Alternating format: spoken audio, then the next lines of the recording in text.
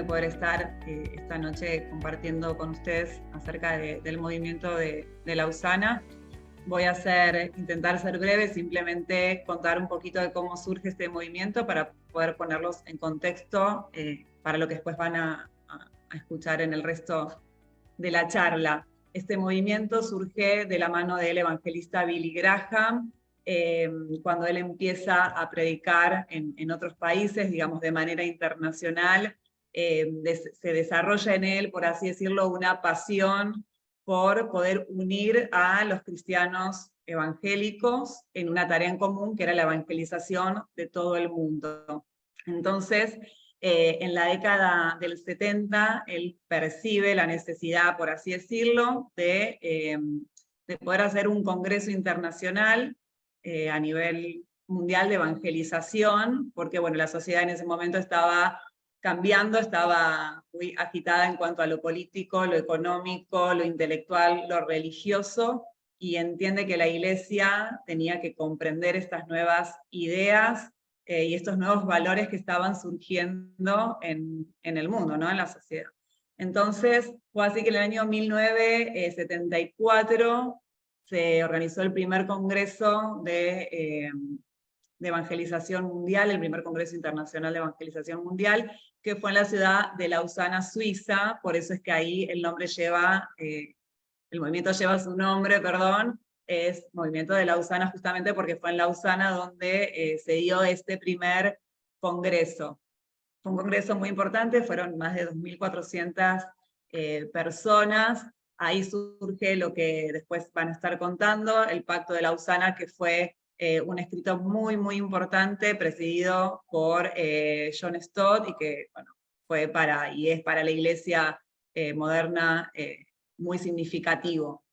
Después de este encuentro hubo un segundo encuentro, que fue en Manila, Filipinas, donde se intentó en ese encuentro, o sirvió como una plataforma de lanzamiento para nuevas estrategias que tenían también que ver con la misión mundial. Luego vino el tercer congreso, que fue el de Ciudad del Cabo, donde ahí surgió, bueno, lo que es se escribió el Compromiso de Ciudad del Cabo, donde también después vamos a estar mencionando, y este congreso fue muy intencional en cuanto a que la voz de la Iglesia pueda ser escuchada. Entonces hubo mucha gente joven que participó, hubo personas de diferentes etnias, bueno, por supuesto de diferentes generaciones, diferentes lugares geográficos, porque, bueno, a través de ese extracto, por así decirlo, ¿no? de iglesia que había ahí, la idea era que, bueno, que todos podamos, que toda la iglesia a nivel mundial pueda ser escuchada. Y ahora estamos rumbo a lo que es el cuarto Congreso de Lausana, de Evangelización Mundial, que es el próximo año en Seúl, Corea, en septiembre del próximo año, que justo coincide con los 50 años de este movimiento. Y si bien el movimiento de Lausana no sé si el movimiento, pero bueno, hubo como cambios, ¿no? Sí, durante todos estos 50 años, hay algo que se mantuvo, y fue el propósito por el que surgió, que tenía que ver con poder conectar a personas de influencia, influenciadores e ideas para poder llevar adelante la misión mundial. Entonces, eso que fue, ¿no? que estuvo en el corazón de Lausana desde los comienzos, es lo mismo que hoy motiva, ¿no? y es el propósito de este movimiento, poder conectar personas de influencia para poder llevar adelante la misión. Y esto Lausana lo hace a través de 3 esferas. Una son las ideas, que serían las redes temáticas. Estas redes temáticas están lideradas por catalizadores, y lo que hacen estos catalizadores es ver la oportunidad o el reto misional que hay y trabajar en pos de eso. Eso no se hace, digamos, por regiones, ¿no? Sino que se hace, no es que, bueno, la gente de América Latina y están a cargo de la red, por ejemplo, de negocios como misión, no, sino que se conectan personas de todo el mundo y se trabaja sobre eso. Otra esfera que tiene el movimiento para llevar a cabo su misión son las regiones. Somos 12 regiones, de las cuales América Latina es una de ellas, hay 12 directores regionales, y desde hace más o menos año y medio, 12 codirectores. Ahí es donde, bueno, estoy yo en el rol de codirectora para América Latina. Lausana fue muy intencional en que haya mujeres también ocupando puestos de liderazgo en las regiones, así que bueno, eso es bastante nuevo. Y lo que intentamos hacer, entre muchísimas cosas, desde las regiones, es poder facilitar las conexiones para la misión y también proveer liderazgo para las distintas iniciativas que hay en las distintas partes del mundo. En nuestro caso es en América Latina. Y lo último, la tercera esfera, es generaciones, y es muy importante porque se está poniendo mucho énfasis en las nuevas generaciones, por supuesto sin descuidar, ¿no? Las anteriores, pero hay un trabajo muy fuerte que se está haciendo con las nuevas generaciones. Hay encuentros como el que mencionó Amílcar, que es específico para líderes jóvenes. Yo participé de uno, ese fue mi primer vínculo con Lausana en el 2006 en Malasia. Y lo que se intenta entonces es poder vincular estos líderes jóvenes entre sí, pero también después vincularlo con líderes de influencia a nivel mundial que son de otras generaciones anteriores, y poder trabajar en conjunto para poder lograr un nuevo liderazgo, ¿no? Con todo lo que se viene. Entonces no es uno u otro, sino que somos todos en conjunto, trabajando para poder llevar adelante la misión y poder acelerar el proceso de misión mundial. Así que bueno, eso es un poquito la historia de Lausana. Lo dejo a Amílcar. Creo que dije todo sin decir demasiado en algunas cosas para no meterme en territorio ajeno. Tal cual, excelente, muy bien. Nos pone en marco. Alguno de ustedes conoce, pero no todos. Norberto Zaraco, me toca presentarlo. Norberto es un pastor al cual admiro mucho. Él fundó una iglesia en Sildañez, aquí en la ciudad autónoma de Buenos Aires. Fue fundador de FIET, durante 40 años fue el rector. Hace un par de años atrás lo delegó en Carlos López, el rectorado de la facultad. Tiene un doctorado en teología, fundador del Consejo de Pastores, de la Fraternidad Pentecostal Latinoamericana. Bueno, ha hecho muchas cosas. Lo que sí, y muy pocos no sé si saben, lo llamamos entre nosotros el apóstol cocinero, el apóstol. Él conoce de comidas en todos los países, así que cuando vamos a algún lugar, le preguntamos siempre a dónde se puede comer algo rico. Bueno, Norberto, es un placer para nosotros escucharte estos minutos sobre el legado que para vos, desde tu experiencia, nos trae este movimiento. Somos todo oídos. Gracias, gracias Amílcar. Dios les bendiga, hermanos, hermanas, y gracias por acompañarnos en esta jornada. Tomando como punto de partida lo que Analía presentó, yo quisiera mencionar 2 o 3 cositas allí para poner esto digamos, bien en su contexto, ¿no es cierto? De hecho, lo que tenemos que decir, para los que no conocen o recién se acercan a este tipo de cosas, que Lausana no es un congreso más, no es una reunión más a nivel mundial como tantas que se hacen. Es la verdad el espacio donde las iglesias evangélicas a nivel mundial se juntan para reflexionar, para pensar, para tirar líneas. Ahí viene lo del legado, ¿no es cierto? O sea, para proponer agendas, para plantear nuevos desafíos. Es un foro para las iglesias evangélicas a nivel mundial. La mayoría de las denominaciones del mundo participan de esto. Ahora, esto no es una cuestión de institución de iglesias, pero sí es un espacio, un foro para las iglesias evangélicas. Ella mencionó que esto fue una idea que se originó en Billy Graham, pero tenemos que ponerlo esto en su contexto. Año 66, cuando convoca al primer congreso en Berlín. Y yo subrayo esto del año 66 porque tenemos que recordar que era una época, un tiempo especialmente conflictivo, de ideas, de revoluciones, de nuevos desafíos a nivel mundial. Recordamos lo que fue en el 68, la revolución estudiantil en París, por ejemplo, ¿no es cierto? Y lo que fueron los fines de los 60 y los 70 en América Latina. O sea, era un momento muy, muy, muy convulsionado. En ese momento las iglesias estaban nucleadas, por un lado, ahí sí como instituciones, en el Consejo Mundial de Iglesias. Ahí estaba el protestantismo histórico.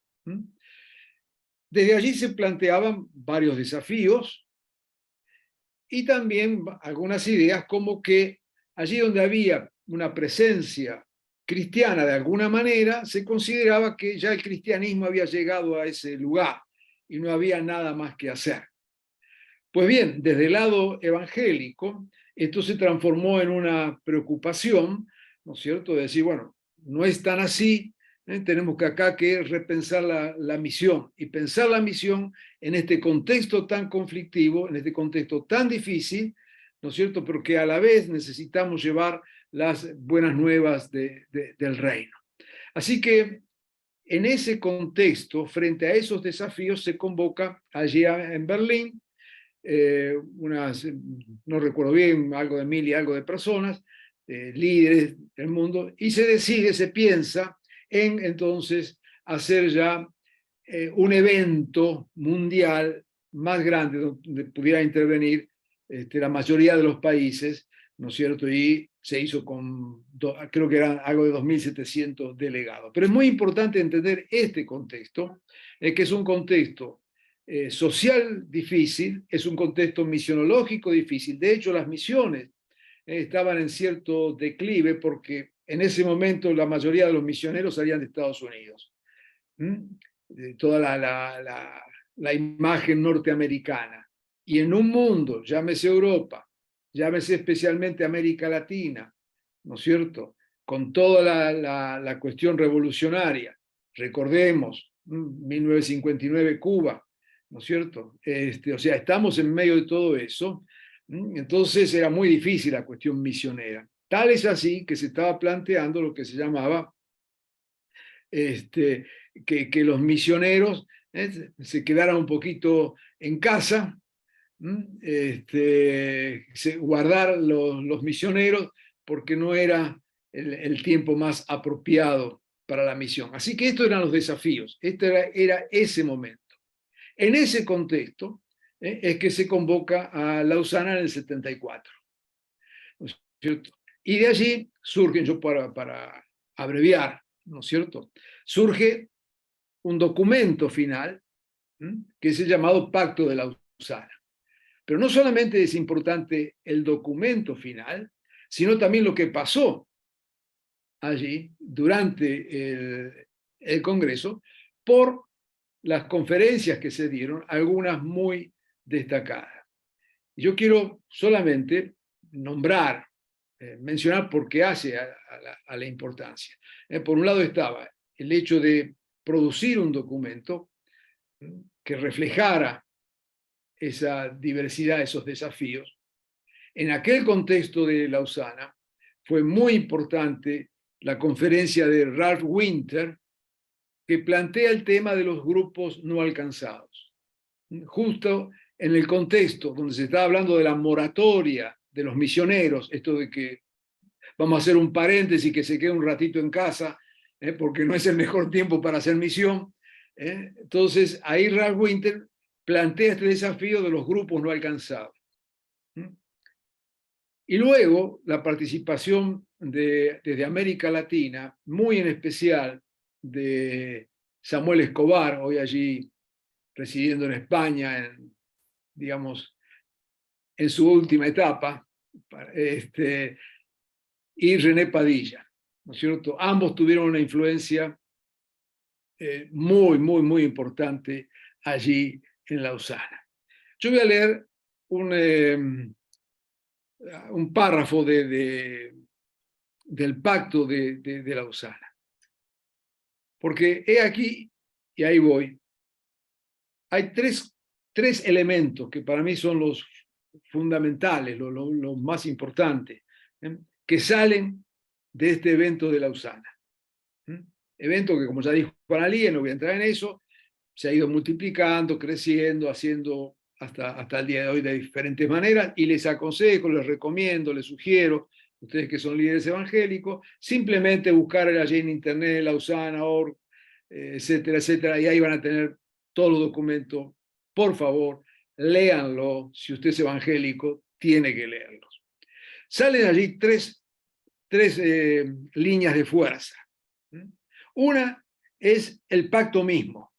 El pacto se ha transformado en el credo de la mayoría de las iglesias evangélicas. De hecho, hoy muchas denominaciones, iglesias, en la parte de su credo, lo que hacen es poner el pacto de Lausana, así, íntegramente, ¿no es cierto? Por la manera en que se elaboró, por lo que sirvió y por el contenido que tiene. Entonces, ese documento, como tal, se ha transformado en una base de fe, en una base para expresar nuestras más profundas convicciones evangélicas, y por otro lado, en una guía para la misión, en un desafío para la misión. Entonces, el documento en sí mismo tiene esa importancia, esa producción final, ese legado que nos llega hasta hoy, que luego fue enriquecido en el Congreso allí en Ciudad de Cabo, en el 2010, donde sale toda una publicación continuando las líneas pastorales, misionológicas de Lausana. Así que un legado es el documento en sí mismo. Su contenido, no tenemos hoy tiempo para leerlo, no es extenso, pero no nos da el tiempo para leerlo. Solamente menciono, no sé, la naturaleza de la evangelización, la universalidad de Cristo, la autoridad y el poder de la Biblia, el propósito de Dios, etcétera, etcétera, etcétera. El segundo, y esto fue muy trabajado, especialmente en Europa, por las alianzas evangélicas en Europa, te estoy hablando de los años 80, 90, 2000, mantuvieron, digamos, vivo de manera muy, muy, muy especial en su reflexión el tema del documento. Hay otra línea, otro legado que sale de allí, que es lo que yo mencioné con esto de los pueblos no alcanzados.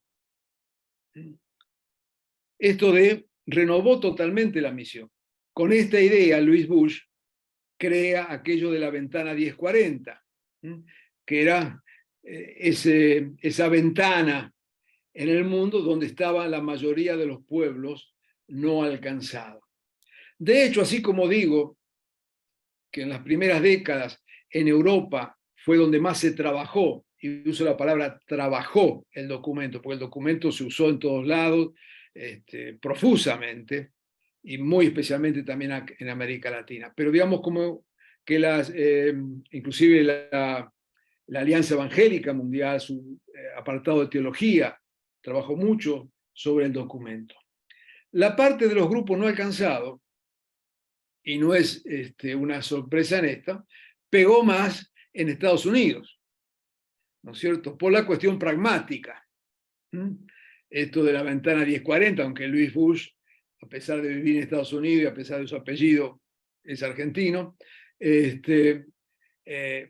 pegó esto de la cuestión pragmática, de cómo llegar a los pueblos alcanzados, cómo hacer las estrategias para alcanzar a los pueblos no alcanzados, cómo renovar las estrategias de misión. Así que toda esta cuestión de metodologías de misión, de cómo llegar, de cómo alcanzar, de cómo influenciar, de cómo descubrir pueblos no alcanzados, que eso ha sido toda otra cuestión, marcó la agenda misionera, ¿no es cierto? Definitivamente. O sea, tuvo una influencia muy poderosa, marcando la agenda misionera. Y el tercer legado que yo señalo tiene que ver justamente con una influencia que vino especialmente desde América Latina, que fue el concepto, el aporte de la misión integral.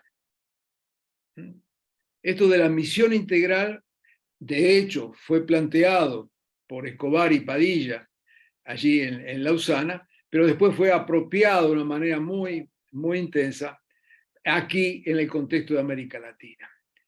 ¿Qué es esto de la misión integral?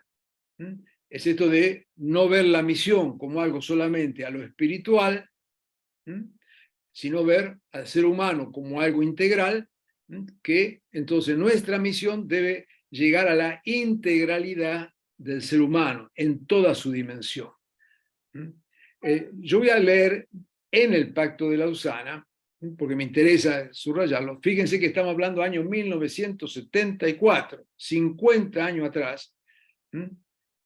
Venimos de toda una mentalidad misionera, no te metas en política, no te metas en la sociedad, la cuestión es espiritual, pasa por otro lado, vamos a evangelizar, las 4 leyes espirituales, etcétera, etcétera, etcétera. En ese contexto, 50 años atrás, fíjense lo que dice el Pacto de Lausana, ¿no?, en la parte de la responsabilidad social cristiana. Dice, afirmamos que Dios es nuestro creador y juez de toda la humanidad. Por lo tanto, debemos compartir su preocupación por la justicia y la reconciliación de toda la sociedad, para la liberación, palabra que en aquel contexto era revolucionaria.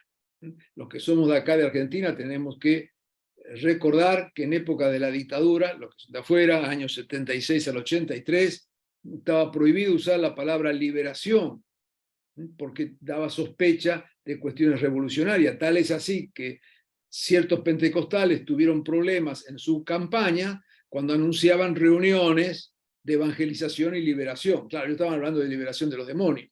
Lo que pasa es que los militares no tenían esa visión espiritual y pensaban que estaba subyacente otro tipo de mensaje. Dado que los hombres y mujeres son hechos a la imagen de Dios, toda persona, independientemente de su raza, religión, color, cultura, sexo, tiene una dignidad intrínseca que debe ser respetada y no explotada. Acá esta palabra no es una palabra ingenua, no cayó allá porque sí. Se hablaba, ¿no?, todo el tema de la explotación, el lenguaje marxista también.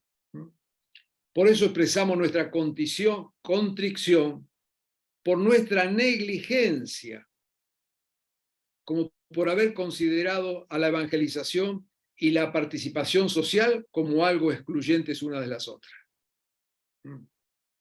Ambas expresiones son necesarias en nuestra doctrina. El mensaje de salvación implica un mensaje de juicio contra toda forma de alienación, opresión, discriminación.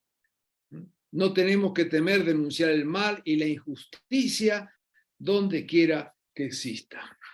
Ok, esto con estas palabras revolucionarias nos suenan fuerte hoy, calcule lo que eran hace 50 años. Pero acá viene, y voy redondeando para dejar espacio a mi hermano, cuando estamos hablando del legado, a partir de esto permitió que las iglesias evangélicas empezaran a desarrollar, al menos en nuestro contexto latinoamericano, una misión más amplia, más completa, que le diera credibilidad a la iglesia. Calcule que en esos años, donde estaba toda la cuestión especialmente el marxismo, la teología de liberación que incorporaba el análisis marxista a la teología, ¿no es cierto?, y las iglesias del protestantismo histórico, que venían desarrollando categorías de pensamiento, los evangélicos estaban allí en pañales, no tenían herramientas absolutamente para nada, ¿no es cierto?, estaban tocando el arpa, mientras que en la tierra se tocaban las ametralladoras, ¿no? Pero fue justamente a partir de este espacio, de este pensamiento que abre el Pacto de Lausana y el movimiento de Lausana, que los cristianos evangélicos pudieron tener teológicamente puntos de referencia, donde encontrarse y donde tener presencia en el mundo a partir de su fe, pensar la fe en ese contexto. Así que, para cerrar, solamente recuerdo esto sería cada tema para hablar días enteros, pero señalo estos tres legados. El legado del contenido mismo del pacto, el legado de los movimientos misioneros para los grupos no alcanzados, con todo lo que eso generó, y el legado de la misión integral, con lo que eso tuvo, especialmente en América Latina, para identidad de la Iglesia y para darle una presencia en el mundo a la Iglesia. Identidad que hoy sigue todavía presente. Paro por aquí para dar lugar a mi hermano. Gracias por la paciencia. Muy bien, muchas gracias, Norberto. La verdad es que estamos muy atentos a lo que estás compartiendo, lo que estás diciendo, y tomamos nota de esto. Quiero recordarles que hacia el final de este foro vamos a estar respondiendo preguntas. Así que ya ustedes pueden hacer sus preguntas en este link que les acabo de compartir. También tengan en cuenta que les acabamos de compartir la web de la USANA. Ahí ustedes van a acceder al pacto y a toda la información más detallada del movimiento. Un detalle con respecto a la plataforma para hacer preguntas: ustedes van a ver, ¿sí?, las preguntas que otros hacen y van a poder ponerles me gusta, ¿sí? Esta plataforma es muy interesante, así que consultas que ustedes quieran hacer a los oradores de hoy lo pueden hacer mediante esa plataforma.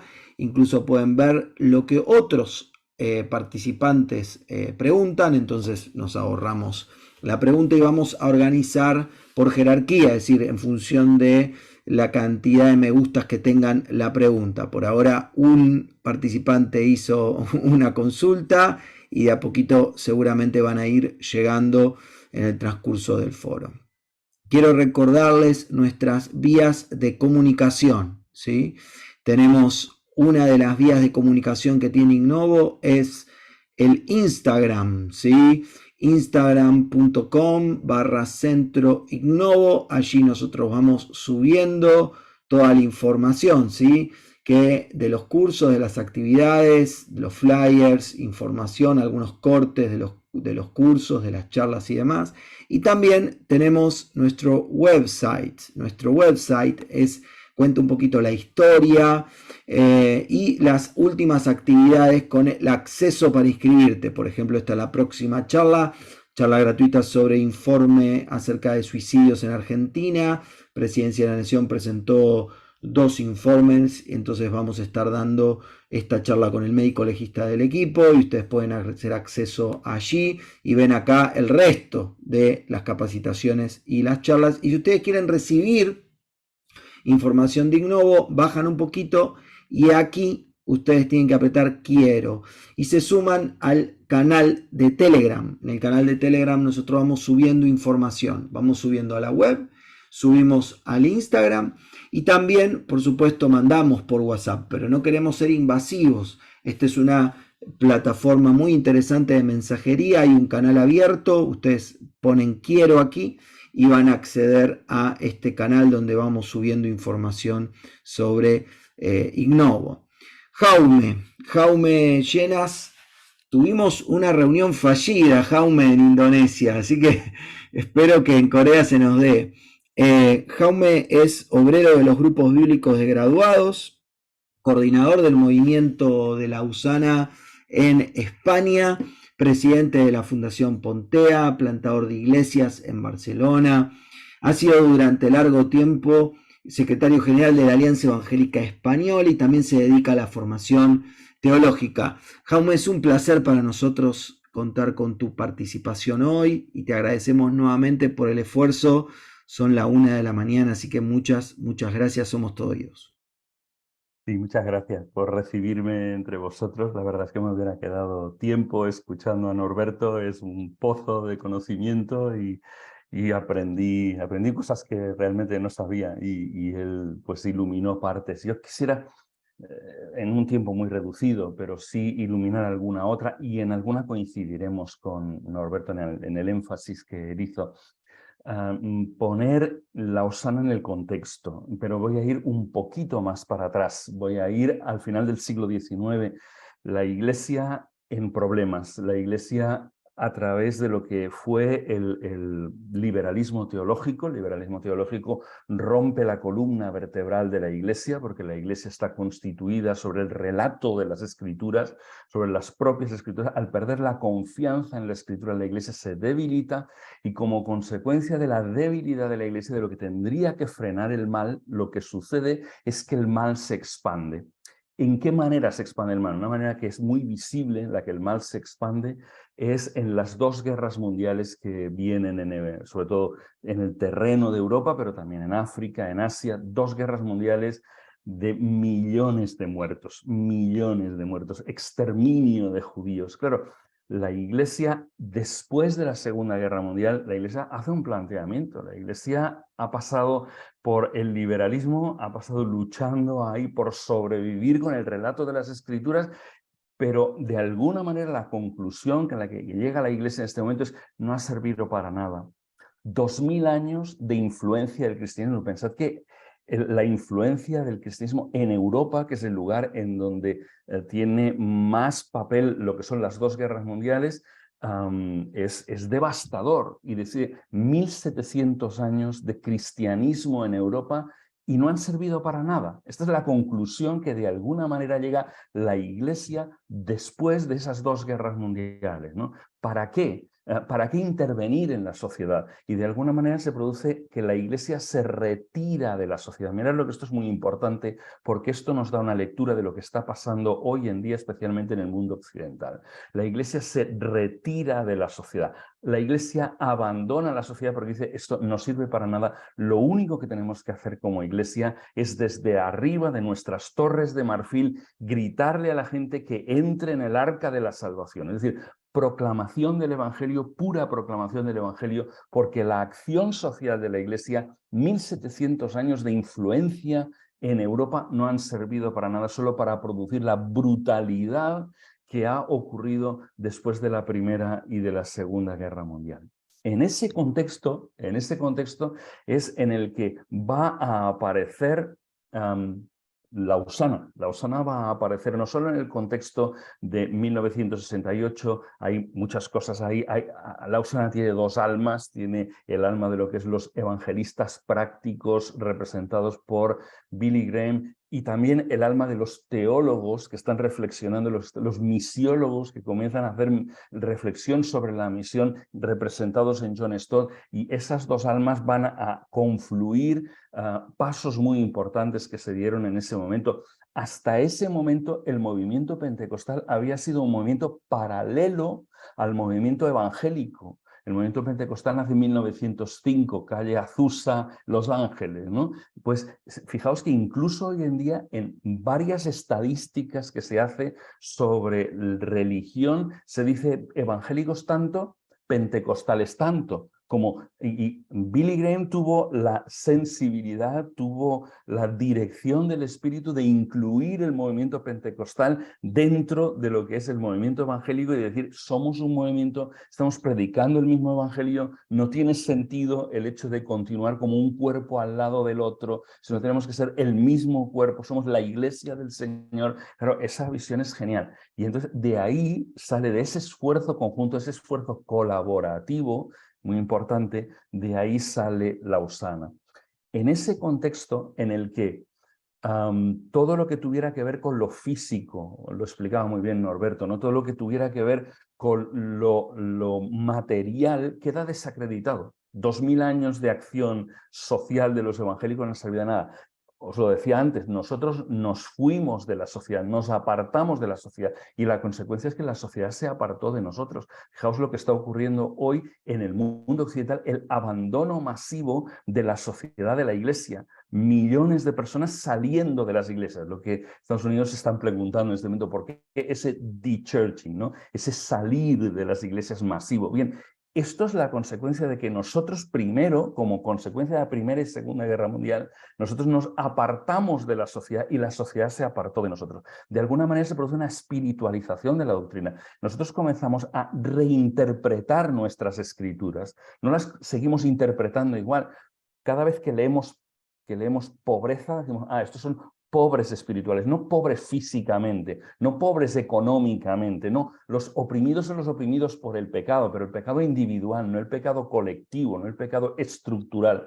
Entonces, en ese contexto es en el que llega Lausana 1974. Esa es la importancia de la aportación mayúscula que realizan Padilla y realiza Escobar, en donde nos vuelven a recordar que el Evangelio es mucho más amplio, que Jesús vino enseñando y haciendo bienes, que Evangelio no es solo proclamación. Y esa tensión se ha seguido viviendo en Lausana. No fue solo 1974. Lausana tiene equilibrio en la proclamación de lo que es Evangelio, porque ve el Evangelio completo y lo ve a veces no porque los mismos que predican una cosa predican la otra. En 2010, Ruth Padilla y John Piper, ¿vale? Cada uno de ellos subió al púlpito y cada uno de ellos hizo su énfasis ahí, ¿no? Pero en el global de los énfasis de Lausana resultan énfasis equilibrados que entienden el Evangelio en su conjunto. Yo recuerdo cuando en España llegó la influencia de 1974 y en el primer Congreso de Evangelización Español, no se podía entender la misión integral de la cual ellos hablaban. Se les acusaba de comunistas, de marxistas, se hablaba de evangelio social. La recepción fue muy complicada, fue muy difícil. Pero fijaos cómo eso preparó Europa. Y preparó Europa con algo que tiene que ver con Latinoamérica, curiosamente, porque las iglesias comenzaron a desarrollar tímidamente, incipientemente, pequeñas obras sociales que, cuando a partir de 1997 hubo una llegada de 7 millones de inmigrantes a España, España es un país de 40 millones, ahora somos 47, llegaron 7 millones de inmigrantes en un plazo de 12 años, quien estuvo preparado para recibir a esos millones eran las iglesias evangélicas. Las iglesias evangélicas actuaron como polos de recepción porque habían sido preparados, porque ese mensaje se había predicado en 1974 en Lausana, resistido, pero predicado. Y es muy importante esto. Hubo otro concepto paralelo a este que me gustaría resaltar, que vino de John Stott, que fue el de estilo de vida simple. Fue la manera de John Stott de hablar acerca de la misión integral. Hablaba de cómo los cristianos teníamos que vivir un estilo de vida simple. Fijaos si eso causó contradicción, que hubo gente que no firmó, gente muy importante, que no firmó el pacto. O sea, no todos los participantes firmaron el pacto. Hubo unos pocos que no lo firmaron, y no lo firmaron por estos conceptos que les sonaban en aquel tiempo como totalmente revolucionarios. Bien, esto sigue, la historia sigue, y esto abrió la mente para que, de alguna manera, y vamos a decir policéntricamente, hasta ahora mucha teología venía del mundo anglosajón, y como es muy curioso, pero todo lo que luego ha sido el movimiento misional que ha causado gran impacto en 2010 en Ciudad del Cabo, que está teniendo un gran impacto en la iglesia hoy en día, y ese movimiento surge de esa proclamación de Escobar y de Padilla sobre la misión integral, porque ellos ven el evangelio más completo. Y ahora lo recogen otras personas que son los continuadores de John Stott. Es decir, Chris Bright, por ejemplo, Chris Bright es el sucesor de John Stott en Langham Ministries. Y él comienza a pensar, pero Chris Bright solo fue uno, porque esto estaba surgiendo en Asia, no surgió el movimiento misional, no surge en Estados Unidos. Estados Unidos se suma posteriormente al movimiento misional. Comienzan a estudiar lo que representa el movimiento misional con bastante posterioridad, cuando gente como Hirsch en Australia, Frost, en fin, mucha gente policéntricamente está hablando de esto. Gente en Europa, en lugares que no eran centrales para el Evangelio, estaban hablando del movimiento misional. El movimiento misional representa el redescubrimiento de que la misión de Dios es el concepto central de la escritura, es la base hermenéutica para interpretar el resto de la escritura, que la escritura está construida sobre el concepto de misión. David Bosch, el misiólogo sudafricano, decía, hay iglesia porque hay misión, y no viceversa, y no viceversa. Es decir, que lo que da origen a la iglesia es esto. Chris Wright, ¿no? Él lo expresaba de otra manera. Él decía, ¿cómo decía la frase de Chris Wright? Espera, que a ver si la recuerdo. Decía, no es que Dios tenga una misión para su iglesia, sino que Dios tiene una iglesia para su misión. Es decir, que el concepto central es el concepto de misión y que toda nuestra teología era una teología esencialmente eclesiológica en lugar de ser una teología esencialmente misiológica. Claro, el redescubrimiento de la misión no como una actividad de la iglesia, sino como un atributo de Dios. Quien está en misión es Dios.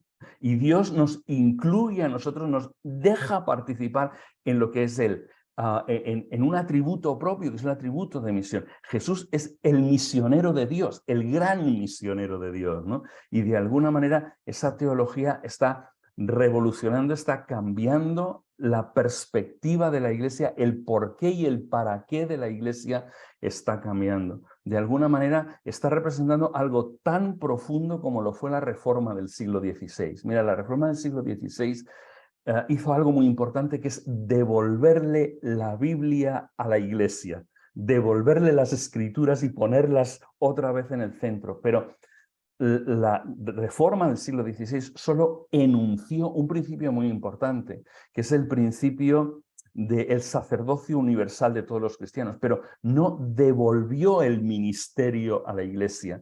En cambio, el movimiento misional lo que está haciendo es devolverle el ministerio a los miembros de las iglesias. El ministerio de alguna manera ha sido a lo largo de los siglos secuestrado por los ordenados. Y ahora el movimiento misional lo que está diciendo es, la función de los pastores es la de capacitar a los santos para que los santos hagan el ministerio, Efesios 4:12. Quien hace el ministerio son los santos. La función de los pastores no tiene que ser la función de captar el tiempo libre de los miembros de la iglesia para involucrarlos en el ministerio del pastor, que es el hacer crecer la iglesia, sino es todo lo contrario. Quien tiene un ministerio dado por Dios son los miembros de la iglesia, y la función del pastor es la de capacitarles para que hagan ese ministerio. El 1% de la iglesia existe en función del 99% y no el 99% en función del 1%. Por lo tanto, el ministerio natural de los miembros de la iglesia es el que Dios les ha dado en sus lugares de trabajo, en el día a día. Todos ellos son ministros.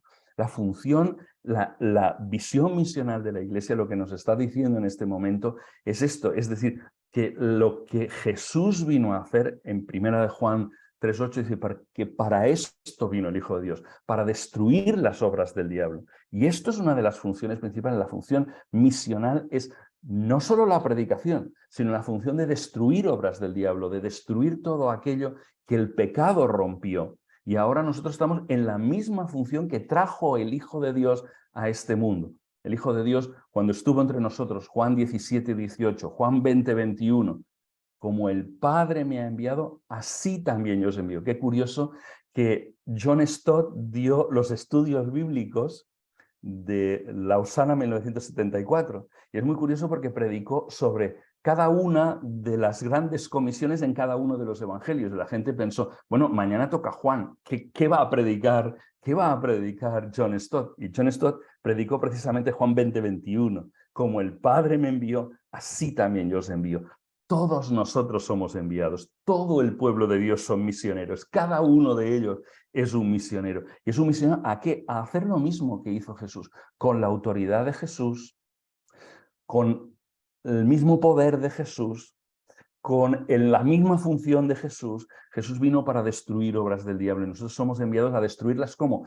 En predicación, pero también en acción. Fijaos que esto es lo que pusieron en marcha en 1974 Escobar y Padilla, que ahora simplemente se ha ampliado. El Evangelio es mucho más grande, Dios es mucho más grande, el propósito de Dios en la tierra es mucho más grande de lo que nosotros lo habíamos hecho. Habíamos reducido el Evangelio y ellos vinieron a ampliarnos el Evangelio, a convertir un Evangelio que tiene la función de poner todas las cosas bajo los pies de Cristo, ¿no? Entonces, en la venida, en la gran parusía, ¿no? de Jesús. Es un poco, solo he tomado una línea de argumento, como veis, he tomado el tema de la misión como línea argumental, llevándola hasta el día de hoy, hasta nuestros días, cosas que se van a ver en Seúl 2024, de las cuales se está hablando ya en estos días, ¿no? Y bueno, ahí termino. Muchas gracias, Jaume. Los pongo en pantalla a los dos, a Norberto y a Jaume, aunque también vamos a habilitar el micrófono para que Analía pueda compartir también respuestas sobre las preguntas que haya, ¿sí? Les recuerdo entonces el link para hacer las preguntas. Ustedes van a poder ver las preguntas de los demás, ¿sí? Y darle me gusta, así los vamos a organizar. También ustedes van a poder hacer su consulta, su pregunta a los oradores. Pueden ser preguntas, digamos, anónimas o pueden ser preguntas con nombre y apellido, ¿sí? Como ustedes más prefieran. En unos segundos nomás vamos a estar compartiendo. Ya hay varios más que han hecho su consulta. La verdad, gracias por participar. Vamos a tomarnos unos minutos para responder a las preguntas. Bien, y vamos a la primera, ¿sí? Quería saber cómo unirme a esas reuniones o grupos de líderes jóvenes, a partir de qué edades sería. Jaume, ¿tenés más precisiones sobre esto? Normalmente en el movimiento de Lausana el funcionamiento habitual es que se accede por invitación.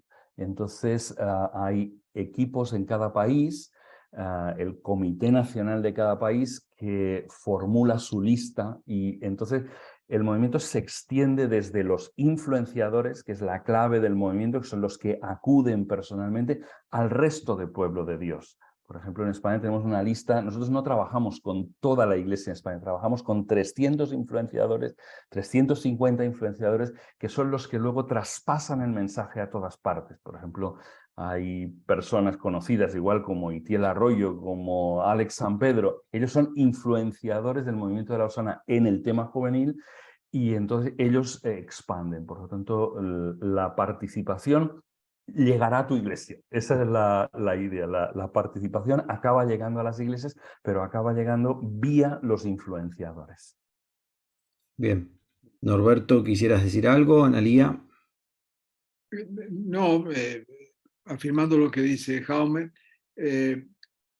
es imposible participar en todos los eventos, todos los que quieren participar, ¿no es cierto? Pero mi consejo sería, y hoy la tecnología lo permite, número uno, meterse en la página de Lausana, ¿no es cierto? Porque ahí no solamente hay contenido de todo lo que hemos dicho, están todos los escritos, los congresos, está absolutamente todo. Quien quiera conocer y aprender, ahí está. Pero también están, ahora se puede, los links, hay muchas reuniones que se hacen internacionales de diferentes áreas que figuran en esa página, en las cuales se puede participar de una manera virtual. De hecho, aunque yo no estoy en la organización, pero de oídas, en Corea, lo que viene en Corea, habrá gente que esté allí, pero al mismo tiempo habrá una participación virtual desde cualquier lugar del mundo, ¿no es cierto? Así que quien quiera imbuirse de esto, quien quiera ser parte, quien quiera estar al día, quien quiera aprovechar de esto, hoy tenemos esa ventaja. Y a través de esos medios puede participar, puede conocer, puede saber lo que está pasando, puede aprender. Eso sería mi sugerencia, ¿no? Sí, y para agregar, yo, por lo menos para los que son de América Latina, voy a dejar el email que usamos para toda la región, porque se me ocurre que podemos conectarlos con los coordinadores de de su propio país, con los equipos. Entonces, por ejemplo, si hay alguien de Venezuela, que por decir un país, ¿no?, que quiere involucrarse más en Lausana, entonces nos escriben y nosotros le pasamos el contacto de quién está trabajando ahí con el movimiento. Entonces es una manera también de poder ayudarlos. Muy bien, excelente. Segunda pregunta, ¿cuál es el compromiso hoy de Lausana con el enfoque de los pueblos no alcanzados o los grupos donde aún no llega el Evangelio?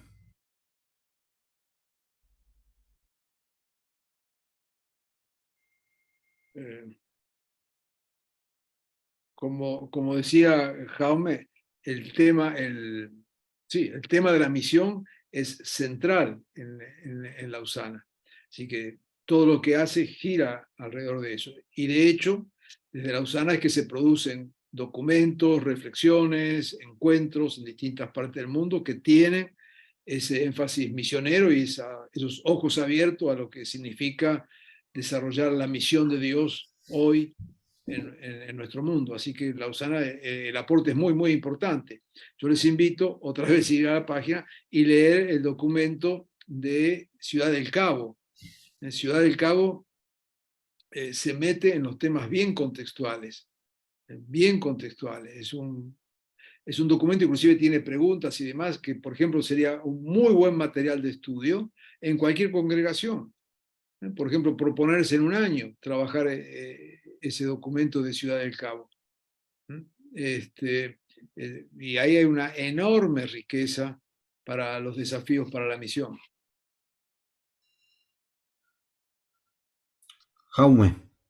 Una cosa interesante que es que en los encuentros de Lausana, al poner gente que está directamente en la misión, directores de misiones, directores de denominaciones y así, una de las cosas que salen de los encuentros de Lausana son grandes acuerdos. Por ejemplo, solo terminar Ciudad del Cabo, había 300 pactos nuevos firmados entre diferentes denominaciones, misiones y así para alcanzar grupos que hasta aquel momento no habían sido alcanzados. Por lo tanto, hay toda una visión que no es solo lo que sale en el documento, sino lo que ocurre al poner a gente estratégica juntos a pensar, ¿no? Porque comienzan a pensar, ostras, yo podría colaborar con otro. Es el tema de la misión colaborativa. A veces hemos visto el gran mandamiento en la Biblia, hemos visto la gran comisión, pero a veces no nos hemos dado cuenta de la gran colaboración, ¿no? En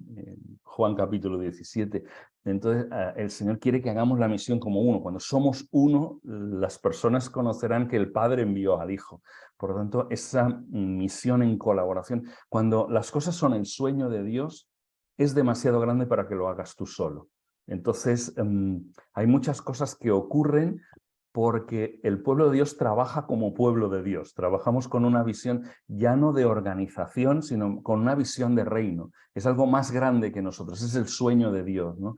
Y en ese sentido pues, se producen un montón de colaboraciones prácticas que implican alcanzar territorios o grupos étnicos en la tierra que hasta ahora no habían sido alcanzados. Y creo que es algo que es muy valioso. Bien, esto me da el pie para decirles que hemos convocado también a esta charla al director actual para América Latina, Daniel Bianchi. Él está enfermo, está con fiebre, suponemos que es una neumonía, así que estemos orando por él para que esté mejor. Creo que esa es una señal también del compromiso. Daniel Bianchi tiene vasta experiencia en las misiones a nivel global, así que el compromiso de Lausana también se ve en esa decisión. Vamos a avanzar, otra pregunta más, de hecho hay muchísimas, hay muy buenas preguntas. Norberto, Jaume, realmente nos podríamos quedar más tiempo, quiero hacer algunas más. En mi experiencia, esta es muy buena, en mi experiencia conocí sobre Lausana y misión integral en la academia, no en mi experiencia de iglesia. ¿Es esto común? Si lo es, ¿cuál puede ser la causa? Y podría agregar un poquito más, ¿qué podríamos hacer para revertir esto? Norberto. Creo que la pregunta refleja una triste realidad, que es la separación entre la academia y la iglesia. ¿no es cierto? Y digo una triste realidad porque pierden en ambos lugares y ambos son necesarios, ¿no es cierto? O sea, la academia, dicho así, parecería que fue una cuestión meramente intelectual, ¿no es cierto? Y aunque es un ejercicio intelectual, no queda encerrado allí. Acá estamos hablando de conocer la palabra de Dios, conocer la voluntad de Dios, conocer la historia del pueblo de Dios. Mucho, y hablo aquí desde América Latina, ¿no es cierto? Mucha de nuestra gente cree que la iglesia empezó hace 3 o 4 años, ¿no? El día que se convirtieron, ¿no? Entonces hay una pobreza de reflexión, pobreza del conocimiento de nuestra propia historia, ¿no es cierto? Y ni qué decir pobreza en el conocimiento de la misma palabra de Dios. Y eso a la iglesia la perjudica, ¿no es cierto? Entonces la iglesia, y lo digo como pastor, muy metida en el activismo, se pierde estos elementos importantes de desafío y de reflexión. Y por eso sigue repitiendo errores que si se hubiera tomado 5 minutos para leer la historia, no los estaría repitiendo, ¿no? Pero bueno, ahí es un divorcio que lamentablemente tenemos que verlo y enfrentarlo, ¿no? Porque ambos pierden, ¿no? Pierde la academia y pierde la iglesia.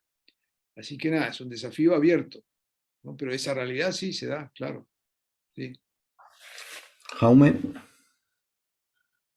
Nada más que aportar. Está perfecto. La respuesta Bien. de Norberto no puedo aportar. Desde Innovo quisiéramos con este foro caminar hacia ese, digamos, puente, a un lugar de puente, ¿no?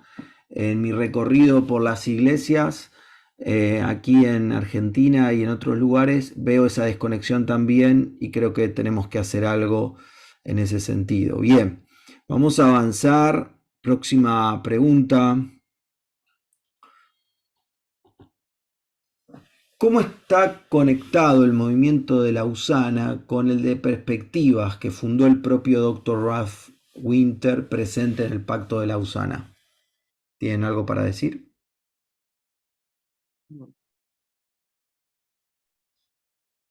Como que perspectivas es una herramienta muy interesante y Lausana, vamos a decir que se beneficia de todo lo que son buenos recursos, de todo lo que son materiales interesantes y perspectivas ha sido uno de los cursos más empleados pues, para formar y para movilizar a la iglesia en todo el mundo, ¿no?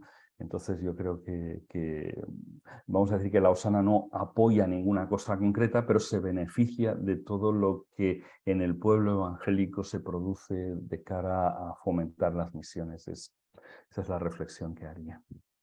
Bien.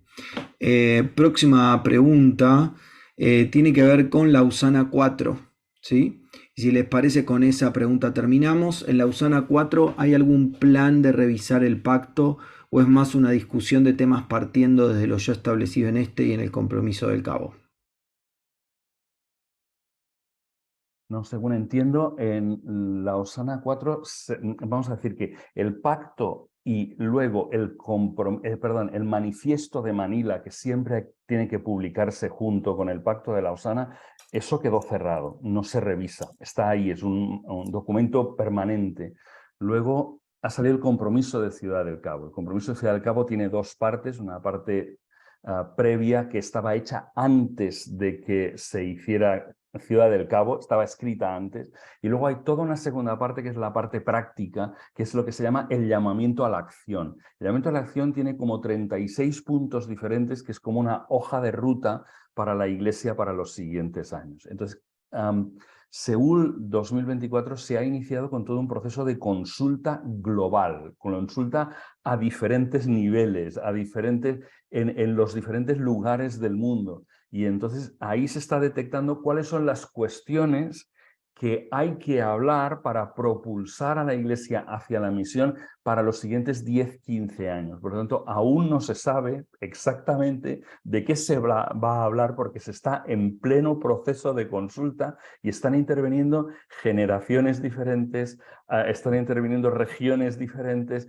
y cada uno está aportando para lo que realmente lo que se discuta allí sea el proyecto del pueblo cristiano, el pueblo evangélico alrededor del mundo. Por lo tanto, se está cocinando en este momento lo que va a ser Seúl 2024.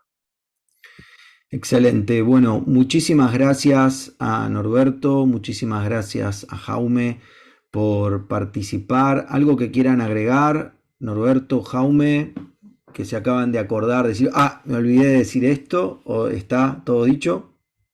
No, nada, solamente a partir de lo que Jaume dijo recién, señalar que en Lausana no es que se juntan 5, 10 o 20 personas y deciden qué se va a hacer o de qué se va a hablar o demás. Son procesos amplios donde participan cientos y cientos y cientos de personas de diferentes maneras, edades, trasfondo religioso, cultural, teológico, y así es como se va plasmando, por un lado, el camino ahora sería a Seúl, ¿no es cierto? Y seguramente lo que se produzca allí va a ser producto de toda esta reflexión global con los ojos puestos en el futuro, ¿no? Pero es un proceso complejo, amplio y participativo.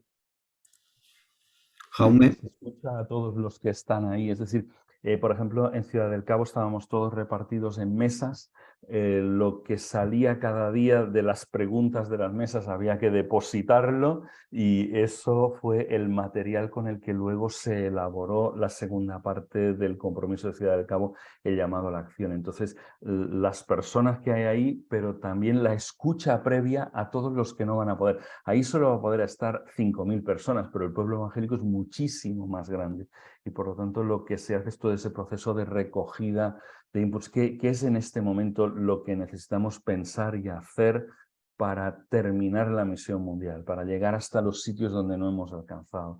Y cada vez la sociedad es más diversa. Hoy en día una gran ciudad como puede ser Buenos Aires, que es una mega ciudad, está dividida en un montón de capas diferentes. Antes la sociedad era como más, por decirlo así, más uniforme, pero hoy en día cada vez tenemos más colectivos en nuestras propias ciudades que tenemos que alcanzar e individualizarlos y ser capaces de llegar con el Evangelio de Jesús a esos lugares es clave. Por lo tanto, los no alcanzados hoy en día no solo están en una selva amazónica o en algún lugar en el sudeste asiático, sino que están en la ciudad de Nueva York, en Buenos Aires o en Barcelona.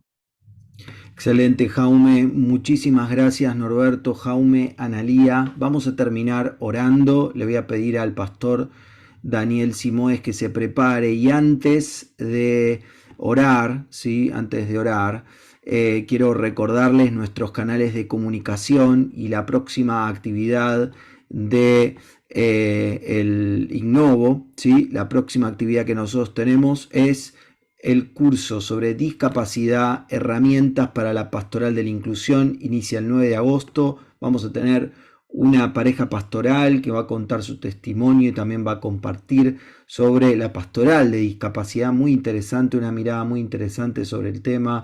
Va a estar también una familia contando su experiencia, va a haber contenido realmente duro, interesante, y también se va a generar una comunidad respecto de esto. Nuestros canales de comunicación son, por un lado, la web ignovo.org, ahí van a ver todas las actividades que hemos hecho y también van a poder acceder al canal de Telegram, ahí abajo ponen quiero y acceden al canal de Telegram para información, y como dijimos, nuestro Instagram, Centro Ignovo, ahí van a acceder también a cortes, videos, invitaciones, bueno, y demás cosas.